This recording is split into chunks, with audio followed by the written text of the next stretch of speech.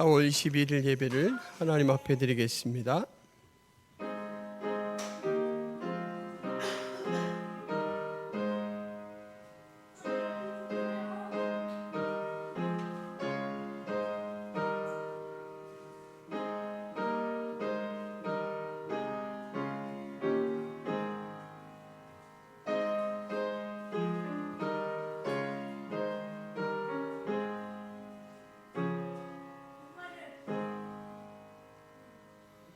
하나님 아버지, 아무 공로 없는 저희들을 사랑하시고 구원하셔서 예배 자리에 세워주시니 감사합니다. 오늘 저희가 예배할 때 주님 친히 강림하셔서 영광 받아 주옵소서. 예수 그리스도의 이름으로 기도하옵나이다. 아멘.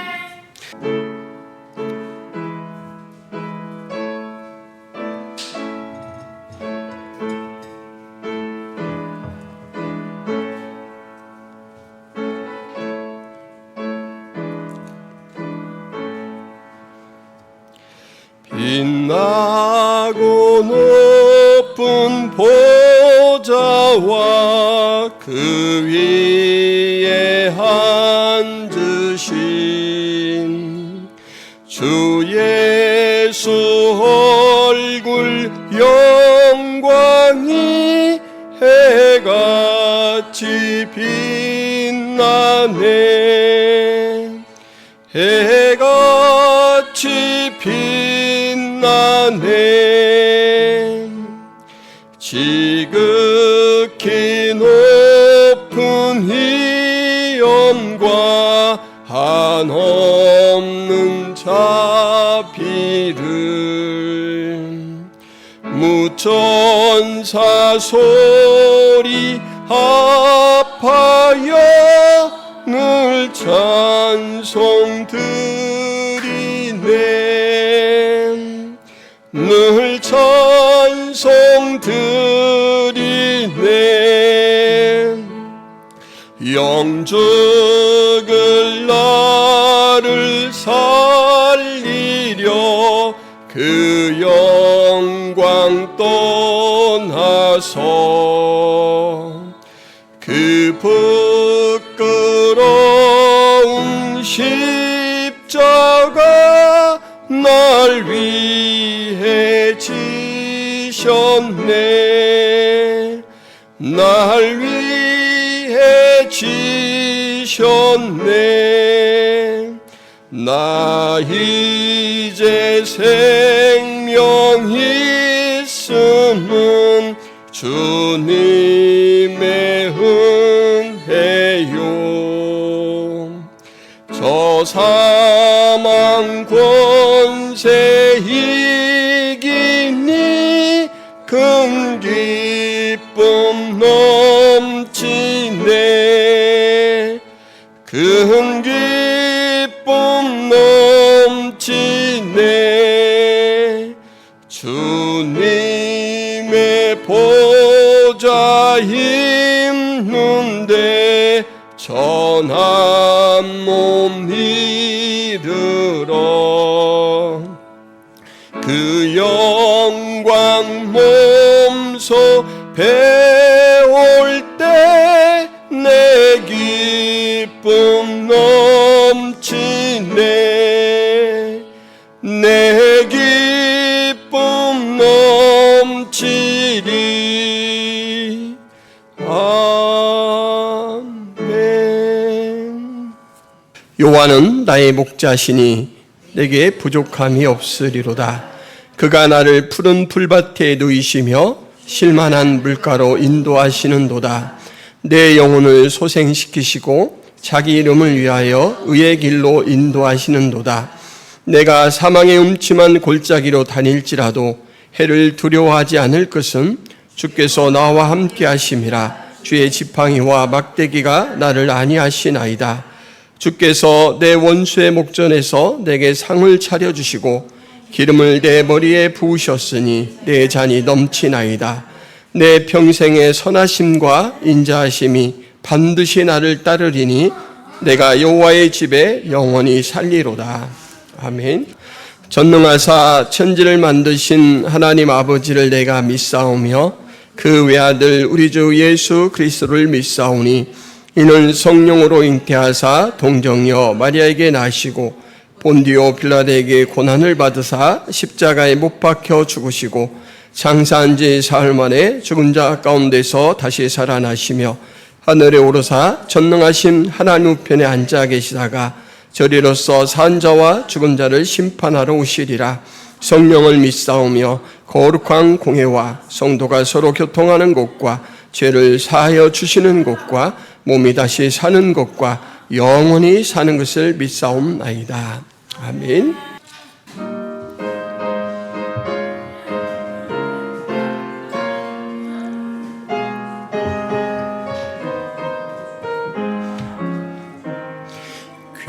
귀하신 친구 내게 계시니 나 주 안에 늘 기쁘다.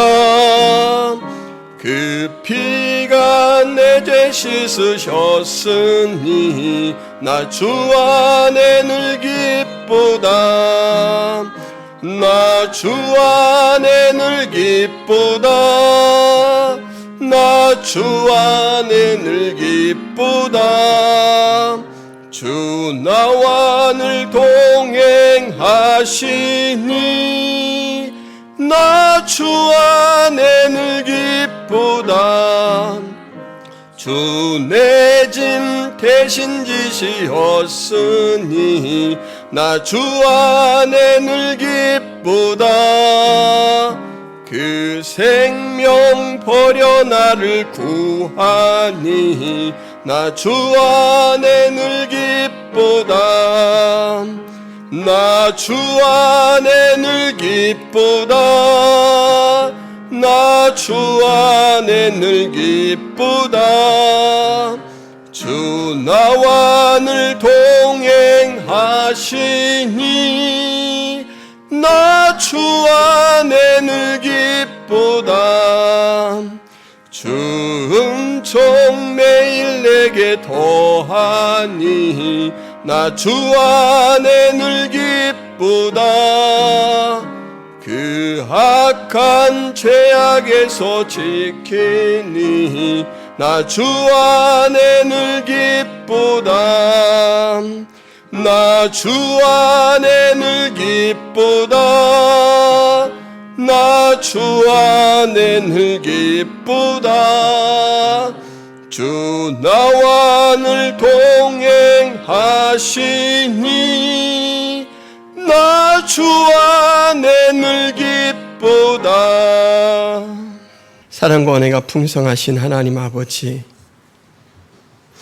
세상에 아무 소망도 없던 저희들을 예수 그리스도의 대속의 피로 구원하시고 하나님의 영광스러운 자녀 삼으시고 날마다 예배하는 복된 일들을 감당케 하신 것 감사합니다. 우리가 살아가는 동안 우리의 이러한 상태와 우리의 신분을 늘 돌아보며 하나님 앞에 찬송하고 감사할 수 있도록 도와주옵소서. 땅의 것에만 몰입하지 않도록 하나님 저희의 지각을 열어 주옵소서. 성령 하나님께서 하늘을 볼 수 있도록 인도하시고 우리의 삶 모든 걸음걸음이 우리 하나님의 선한 인도하심 가운데 선한 열매에 맺어가는 그러한 시간인 것을 알게 하여 주옵소서. 아직도 제 연약함 때문에 하나님의 뜻을 하나님 거스리며 살 때가 많이 있습니다. 이러한 것을 깨닫고 다시금 주 앞에 무릎을 꿇고 회개의 기도를 드릴 때 우리 하나님 다 용서하여 주옵소서. 하나님 김포성화교회 모든 성도들이 하나님의 참된 자녀라는 인식을 가지고 늘 기쁨 충만한 가운데 생활할 수 있도록 도와주옵소서. 하나님 서로의 살아가는 모습, 예배하는 모습, 교제하는 모습을 통해서 교회가 하나 된 존재다라는 것을 깨닫게 하시고 또 서로가 서로를 유익하게 서로를 섬기는 복된 사명을 감당하는 존재다라는 것을 하나님 늘 확인하며 살 수 있도록 도와주옵소서. 하나님 또한 우리 교회에 우리 주님께서 은혜로 또 이렇게 주신 사명들이 있습니다. 예수 그리스도의 장성한 분량까지 자라가야 될 성화의 사명이 있고 또 복음을 땅끝까지 전해야 돼 제자된 사명도 있습니다. 이 사명에 저희들이 눈뜨게 하시고 항상 깨어 있을 수 있도록 도와주옵소서. 하나님, 우리가 아는 지식을 따라 또 주님께서 맡겨주신 생활 영역에서 대상자들과 또 세계와 나라와 교회를 위하여 항상 깨어 기도하는 삶을 살게 하여 주옵소서.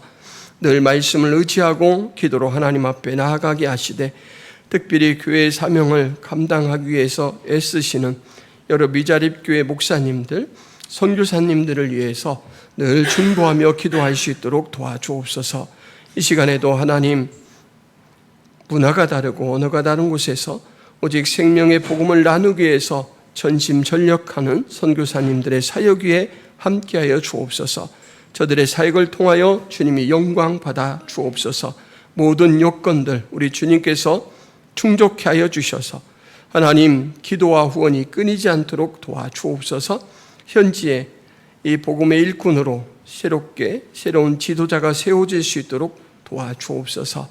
하나님, 세계 나라의 전쟁을 종식시켜 주옵시고 불균형 때문에 많은 사람들이 어려움을 겪고 있사온데 하나님, 이 모든 것들도 주 안에서 하나 되는 역사 가운데 온전히 이루어질 수 있도록 평화가 하나님 아버지 주의 뜻 안에서 이루어질 수 있도록 도와주옵소서.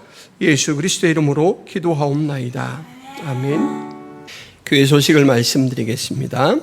김포 성악에 오신 성도 여러분, 예수님의 이름으로 환영하고 축복합니다. 2024년 교회 표 예수로 충만한 삶, 예수로 충만한 교회에 위해서 계속 기도해 주시기를 바랍니다. 오후에는 성경 공부가 있습니다. 그리고 성경 통독을 위한 문제풀이 계속해서 진행해 가고 있는데 매일매일 한 장씩 읽고 문제를 풀어가면서 성경의 유익을 잘 나눌 수 있기를 바랍니다. 전도가 수요일과 목요일에 있습니다. 퀼트 모임이 4월 27일 토요일에 있습니다. 후원하는 선교사님 이길 한마음 김경민 목향이 선교사님께서 기도해 주시기를 바랍니다. 김포 성화교회 예배는 유튜브 창에 김포 성화교회를 검색하시면 언제든지 함께 하실 수가 있습니다. 우리는 그리스도 안에서 그의 은혜의 풍성함을 따라 그의 피로 말미암아 속량 곧 죄사함을 받았느니라.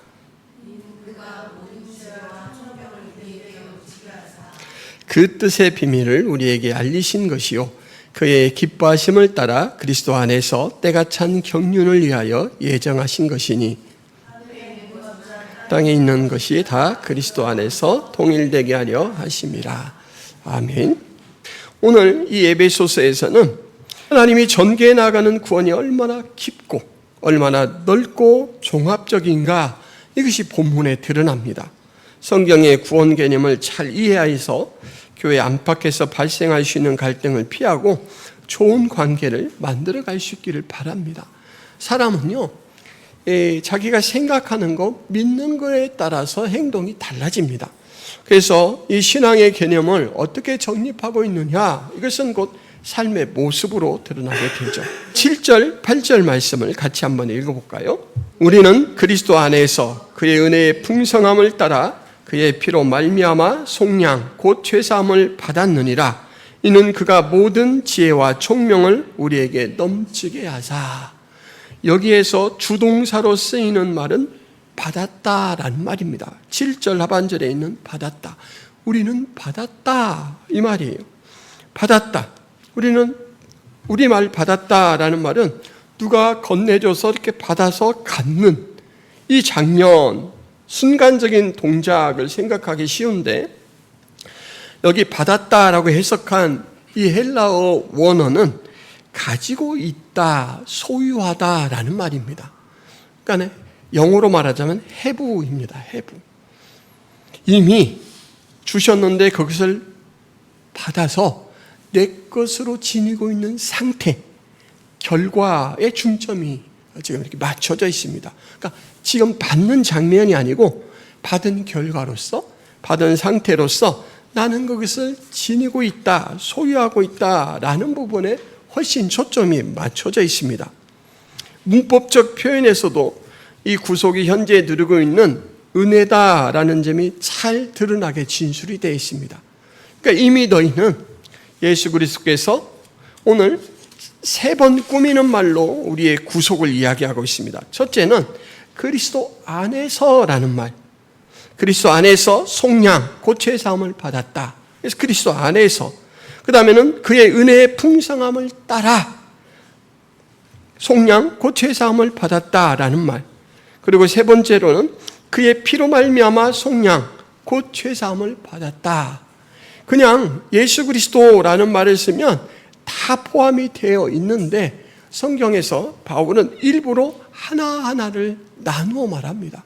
그만큼 중요하기 때문에 그렇죠. 여러분, 예수 안에서 속량, 곧 죄사함을 받았습니까? 예수님의 은혜의 풍성함을 따라 속량, 곧 죄사함을 받았습니까? 예수님의 피로 말미암아 속량, 곧 죄사함을 받았습니까? 그렇다면 여러분의 구원은 가능성이 아니라 실제를 갖고 있는 것입니다. 아까 말씀드렸죠? 받았다라는 말, 에코멘인데 이 에코멘의 원어, 에코란 뜻은 소유하다, 가지다. 이미 받아서 누리고 가지고 있는 것이라는 점 때문에 여러분들은 이미 받아 가지고 있는 것이다라는 거예요. 공동번역에서 이것을 좀 더 명확하게 드러내고 있는데 공동번역에서는 이 부분을 이렇게 해석했습니다. 우리는 그리스도의 죽음으로 말미암아 죄를 용서받고 죄에서 구출되었습니다. 용서받고라는 부분은 같죠.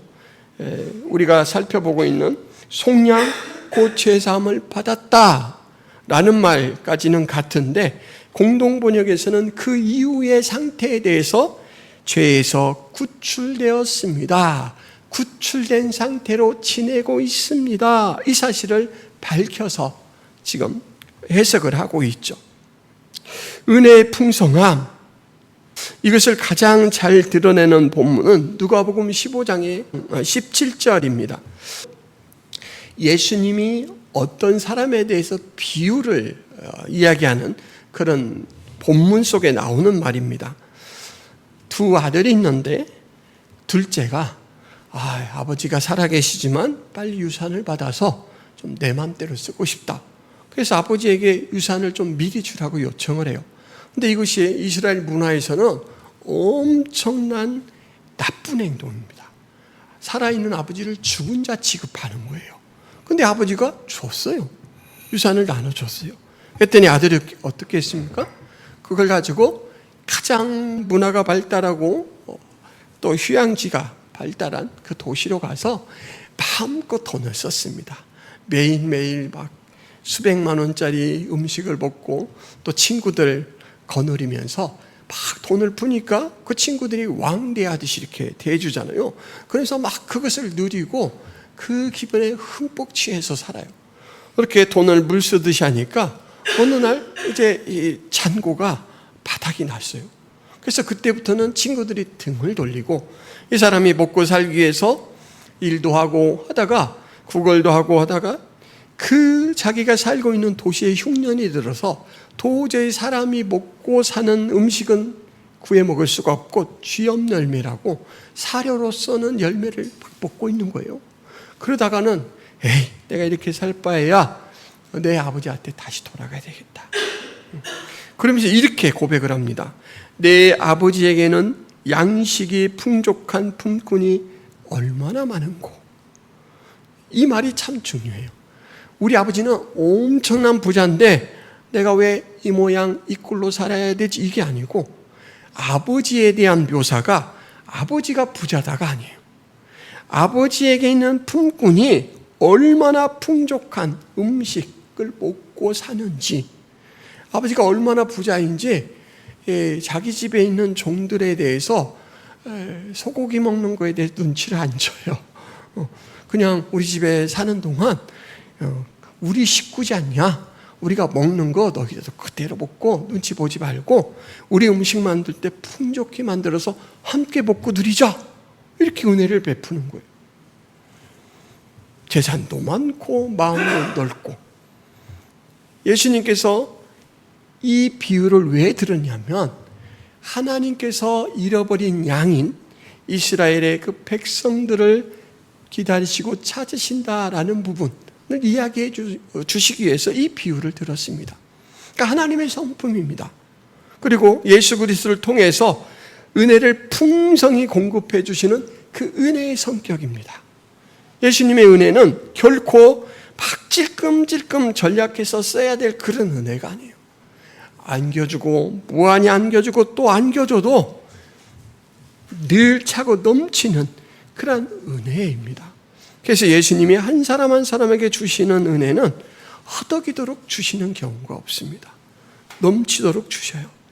7절과 8절 사이에는 중요한 개념 3가지가 드러납니다. 첫째 말은 죄사함을 앞에 2자로 표현하고 있는데 뭡니까? 송량. 이 송량이란 말은 갚아서 물어준다라는 뜻입니다. 그 당사자가 도저히 이것을 낼 여건이 안 돼요. 예를 들면 사채빚을 빌려 썼는데 100만 원을 빌렸는데 열흘이 지났더니 이게 1000만 원이 됐고 15일이 지나니까 막 1500만 원이 되고 이게 계속 불어나고 있어요. 100만 원을 꿀 정도로 이 사람은 형편이 약한데 1000만 원이 불어난 돈을 어떻게 갚겠어요? 그리고 하루하루 지날 때마다 불어난 돈을 어떻게 감당하겠습니까? 그러니까 그 사실을 알게 된 엄마가 아니 이 녀석아 돈이 필요하면 얘기를 해야지 왜 네 맘대로 사채를 쓴 거야? 도대체 얼마나 지난 거야? 원금이 얼마야? 붙은 이자가 얼마야? 그리고는 이제 3천만 원 좀 넘을 것 같아요. 그러니까 알았어. 그 돈은 내가 갚을 테니까 너는 10년 안에 버는 대로 나에게 갚아. 그리고 딱 대신 갚아주는 거예요. 그러면 이 아들은 사채 빚에 쫓기는 그 부분에 대해서는 해방이 되지 않습니까? 지금 여기서 말하는 속량은 바로 그런 것입니다. 전쟁 포로나 노예의 몸값, 전쟁의 포로로 끌려온 사람은 가지고 있는 거라고는 노동력, 이 몸의 가치밖에는 없습니다. 그래서 한번 팔려가면 자기 스스로 그 대속의 값을 지불하고 나올 수가 없습니다. 그런데 그 종을 귀하게 본 사람이 내가 너를 자유롭게 해주겠다. 그리고는 그 주인과 상달을 해서 흥정을 하는 거예요. 얼마 드리면 이 종을 해방시켜 주겠습니까? 그럼 이제 가능성을 본 주인이 평소 가치보다 훨씬 더 부르겠죠. 한 1억 5천만 주세요. 이렇게 하면 알겠습니다. 1억 5천을 딱 송금시켜서 해방시키는 거예요. 자유롭게 살아라. 또 어떤 죄로 사형을 당해서 죽을 위기에 처해 있는 사람, 그 사람을 구출할 때 무죄 선고를 받게 해서 석방시킬 때 쓰는 말이 바로 이 속량입니다. 그리고 하나님께서 이스라엘 자손을 애굽 노예 생활에서 구출한 사건을 두고도 이 속량이라는 말을 씁니다. 애굽은 초강대국이었어요. 애굽에서 종살이하던 이 이스라엘 사람들은 변변한 무기도 없고 조직력도 없습니다. 그러니까 스스로 독립할 수 있는 역량이 없어요.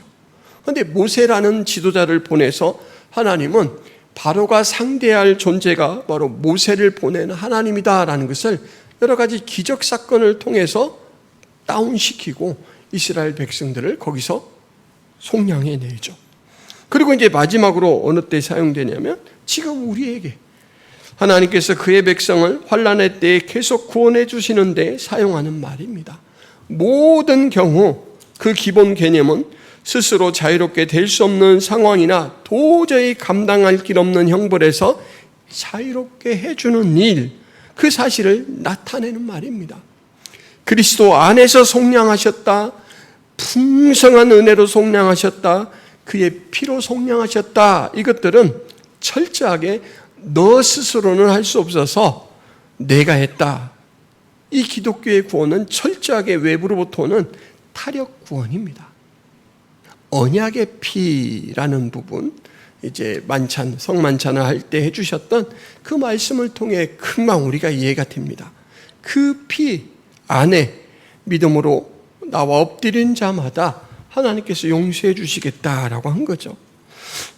인류는 본능적으로 자신이 죄인이고 죄에 대해서 무능한 상태다라는 것을 압니다. 기독교가 세계에 들어왔을 때 인류는 자신의 무력감에 의해 시달리고 억눌려 살아가고 있었습니다.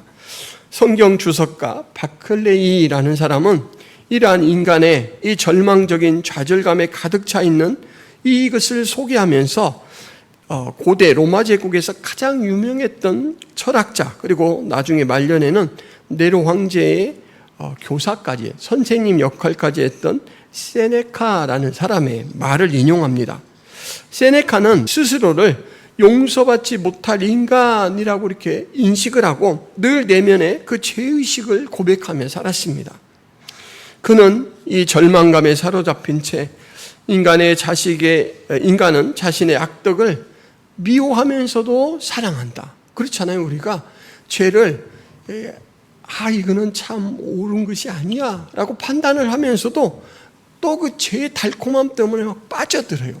인간은 죄 속에서 뒹굴며 살아갑니다. 그래서 그는 이렇게도 고백을 했다고 해요. 인류에게 필요한 것은 한 손이 내려와 그들을 끌어올려주는 것이다. 그러니까 스스로는 탈출을 할 수가 없으니까 들어와서 끌어줘야 돼요. 이렇게. 근데 놀랍게도 참 예수님을 모르는 이 사람이 이런 고백을 했어요. 사람에게 주신 지혜가 참 대단한 것 같아요. 이방 명석한 두뇌를 가진 최고의 사상가들은 이렇게 인간 스스로는 구출될 수 없다라는 것, 스스로 빠져나갈 수 없는 어떤 힘, 우리 신앙인의 눈으로 봐서는 죄와 그 죄의 영향이죠. 그것들에 묶여 있다라는 것을 인지하고 있었습니다. 자유를 갈구했고 자유를 주는 역동적인 힘이 필요하다라는 것을 알고 있었는데, 여러분, 이 놀라운 이 일을 바로 예수 그리스도께서 해주셨죠.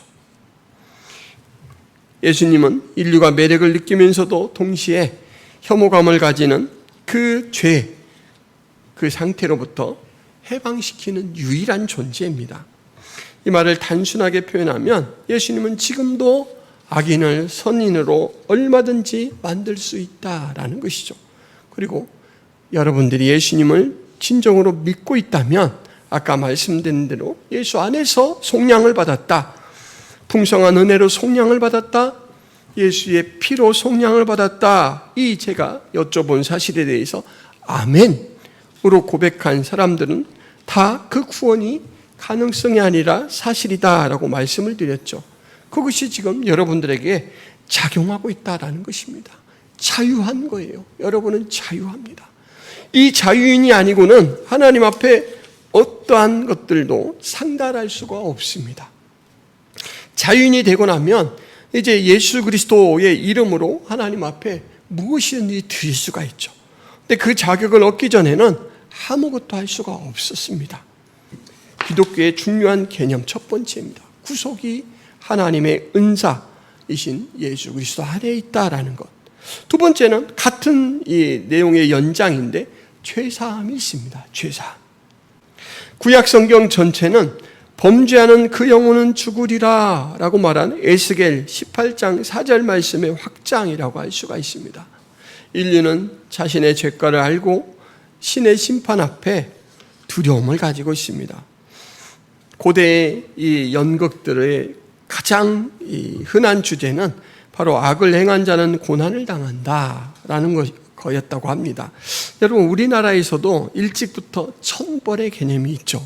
사람이 심판할 수 없으면 하나님께서 어느 날 번개를 내리시든지 아니면 다른 조건을 통해서 분명히 벌하실 것이다. 물론 하나님을 알지 못하던 그 시대에는 이제 신이라고 이렇게 인식을 했죠. 예수께서는 이 모든 것을 실질적으로 변화를 시켜 놓으셨습니다. 심판하시는 하나님 앞에 두려움 없이 갈 수 있는 생명의 길을 열어 놓으셨습니다. 인간에게 하나님의 징후가 아니라 하나님의 사랑을 가르쳐 주신 분이 바로 예수님입니다. 예수님께서 오셨기 때문에 인류는 죄 가운데서도 하나님의 사랑을 발견하게 되었습니다. 아까 말씀드린 그 탕자의 비유, 나는 아버지께 돌아가리라 하고 돌아가실 때 그 아들이 어떤 환영을 받았는지 여러분, 제가 한번 읽어드리겠습니다. 아직도 거리가 먼데 아버지가 그를 보고 측은히 여겨 달려가 목을 안고 입을 맞추니 아들이 이르되 아버지 내가 하늘과 아버지께 죄를 지었사오니 지금부터는 아버지의 아들이라 일컬음을 감당하지 못하겠나이다 하나 아버지는 종들에게 이르되 제일 좋은 옷을 내어다가 입히고 손에 가락지를 끼우고 발에 신을 신기라. 그리고 살찐 송아지를 끌어다가 잡으라. 우리가 먹고 즐기자. 이 내 아들은 죽었다가 다시 살아났으며 내가 잃었다가 다시 얻었노라 하니 그들이 즐거워하더라.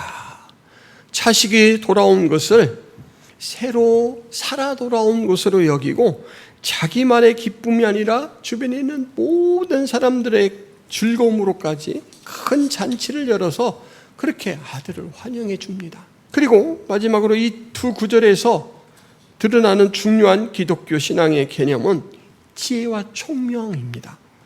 지혜와 총명을 주셨다라고 하는데 헬라인들은 지혜와 총명이라는 말을 많이 사용했고 그리고 생각하며 살았습니다. 이것은 한 쌍으로 등장할 때가 많습니다.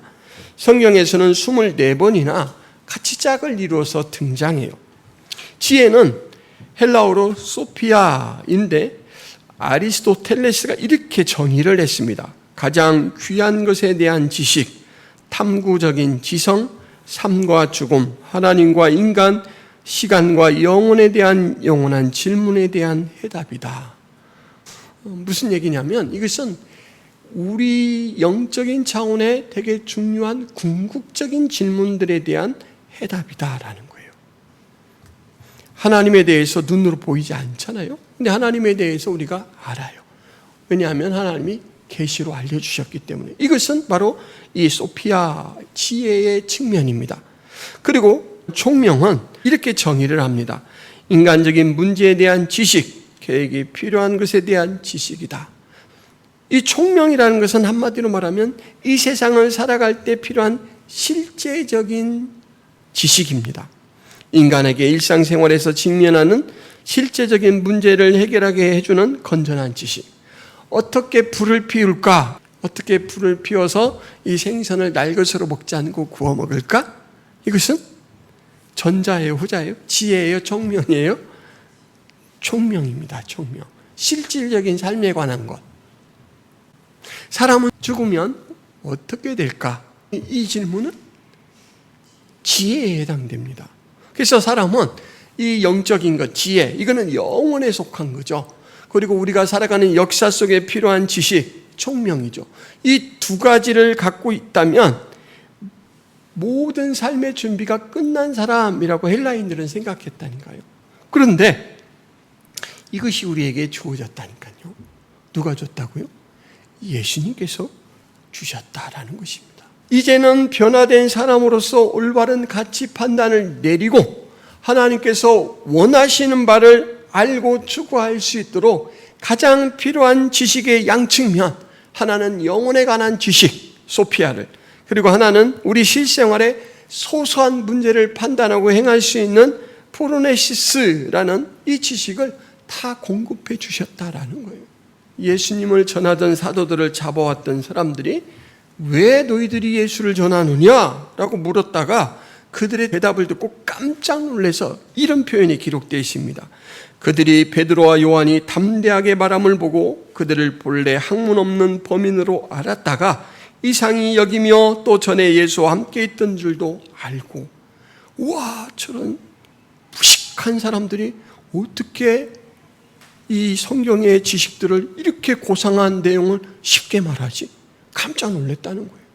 이렇게 세 가지, 바로 기독교에 대한 개념 세 가지가 7절과 8절에 내재되어 있습니다. 하나는 구속, 하나는 용서, 하나는 지혜와 총명으로 우리의 삶을 지금도 실질적으로 이끌고 계시다라는 것.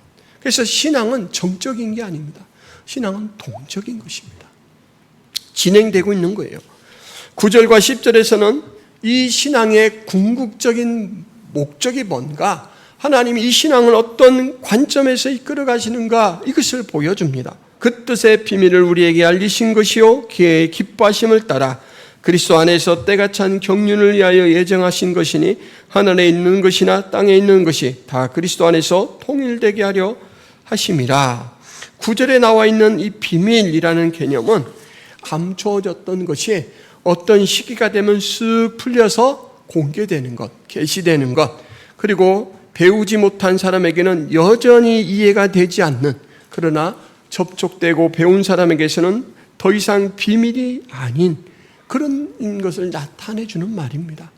예수 그리스도는 태초부터 있었던 하나님의 놀라운 비밀을 풀어놓으셨어요. 비밀을 풀어놓으신 그 궁극적인 목적이 뭐냐면 그리스도 안에서 하늘의 것과 땅의 것, 그러니까 모든 것들이 통일되게 하려는 것이다 라는 말입니다.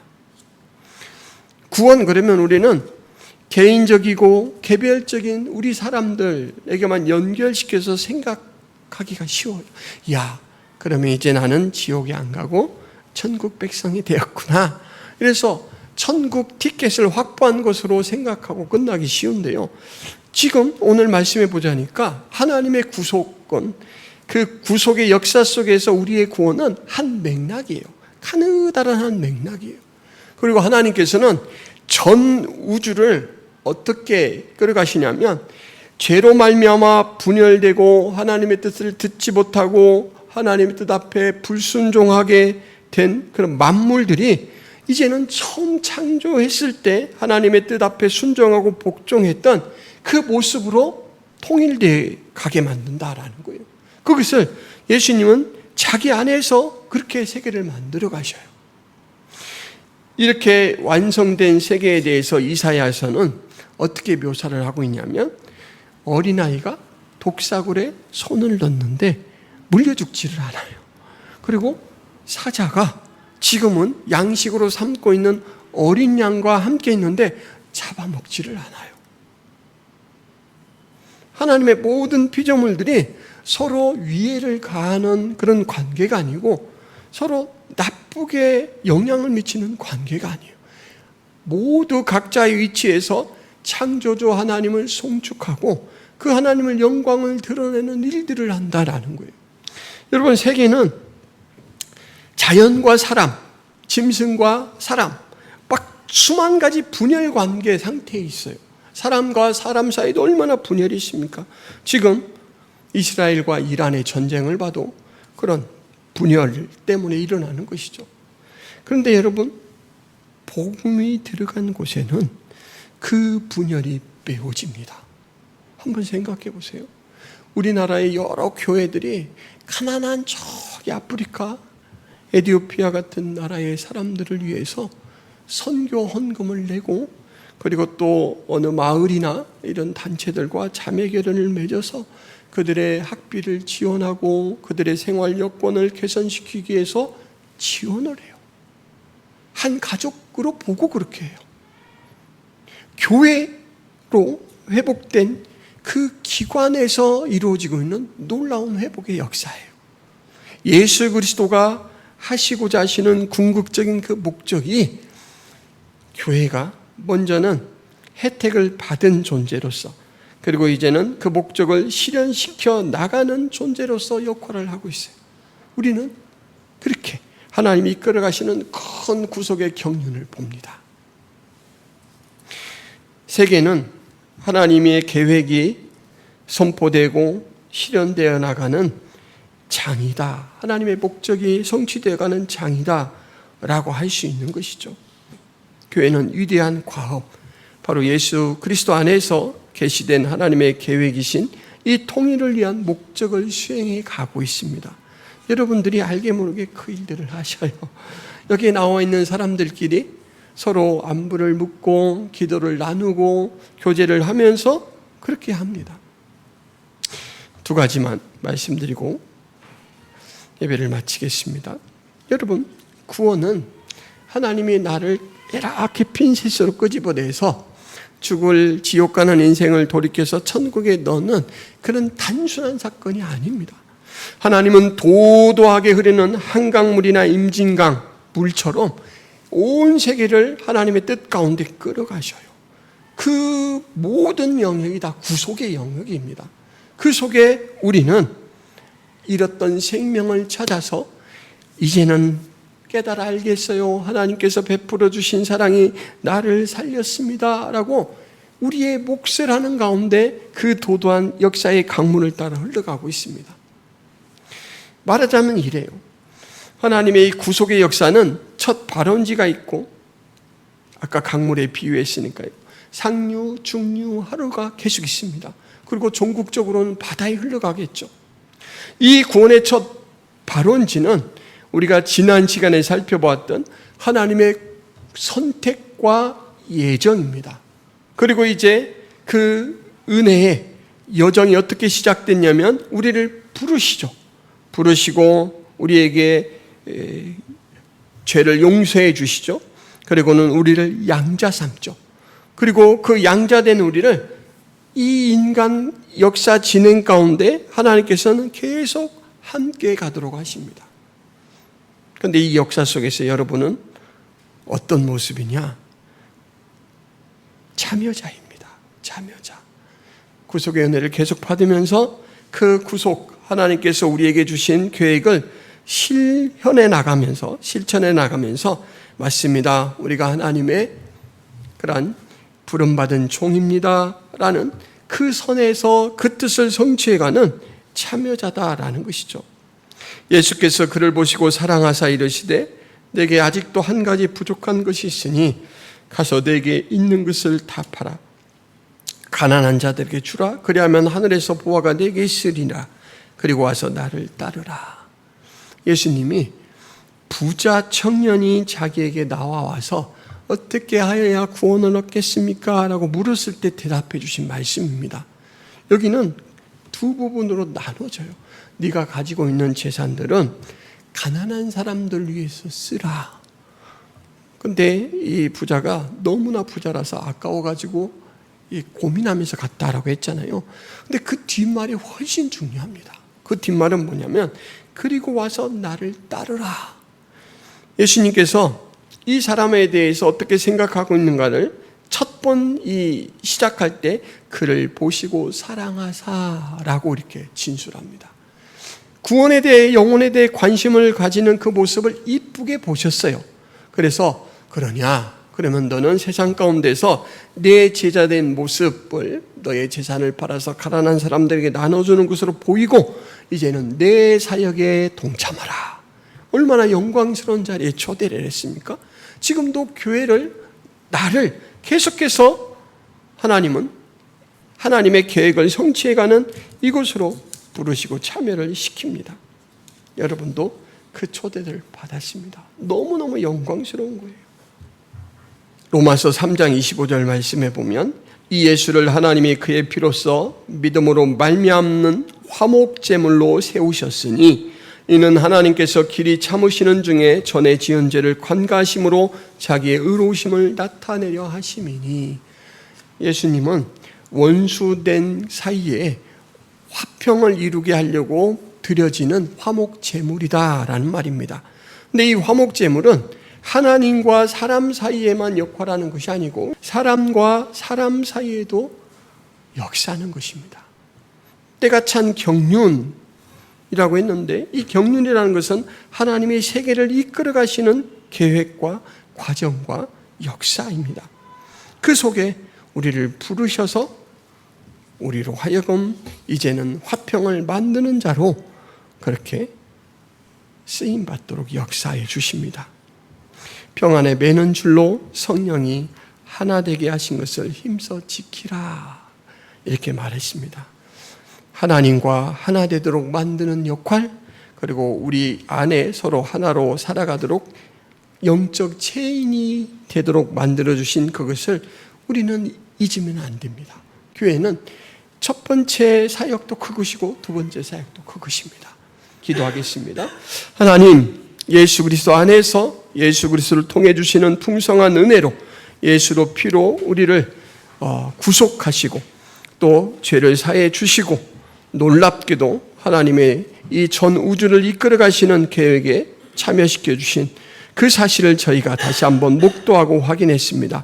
하나님, 우리를 이렇게 존귀하게 여겨주시고 존중해 주시니 감사합니다.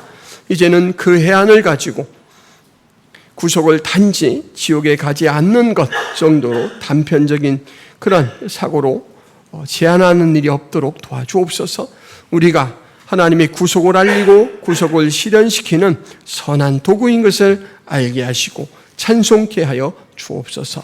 예수 그리스도의 이름으로 기도하옵나이다. 아멘.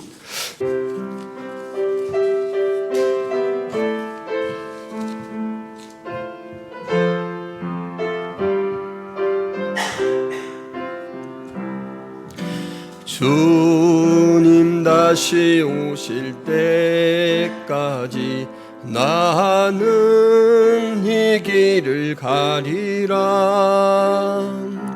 좁은 길 나의 십자가 지고 나의 가는 이 길 끝에서 나는 주님을 보리라. 영광의 내 주님 나를 맞아주시리. 주님 다시 오실 때까지 나는 일어나 달려가리라.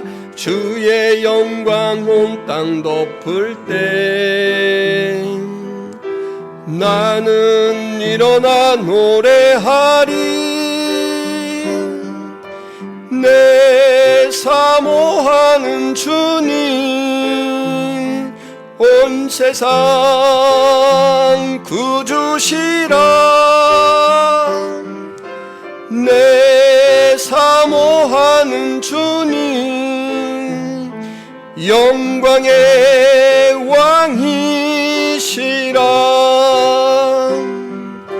내 사모하는 주님 온 세상 구주시라.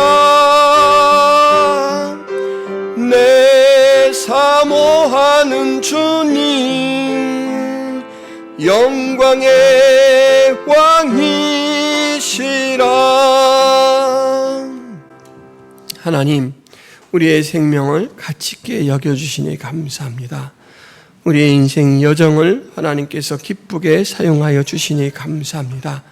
그 영광을 날마다 확인하며 누리며 살아가는 저희들이 되게 하여 주옵소서. 오늘도 예배하며 헌금을 구별하여 드리는 가운데 하나님, 우리가 주의 청지기입니다 고백하는 주의 백성들 그 마음과 손길을 축복하셔서 늘 하나님의 공급하시는 힘으로 살게 하시고 주님의 뜻을 따라 나누고 베푸는 그러한 삶 가운데 우리 하나님 앞에 영광 돌리게 하여 주옵소서. 이제는 예수 그리스도의 은혜와 하나님 아버지의 크신 사랑과 성령 하나님의 교통의 역사가 김포성악의 모든 성도들 머리 위에 하나님 백성들 머리 위에 이제로부터 영원토록 함께 있을지어다. 아멘.